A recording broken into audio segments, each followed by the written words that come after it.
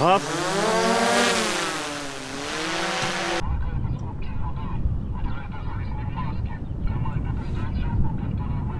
Національна поліція закликає дотримуватися заходів безпеки та режиму карантину.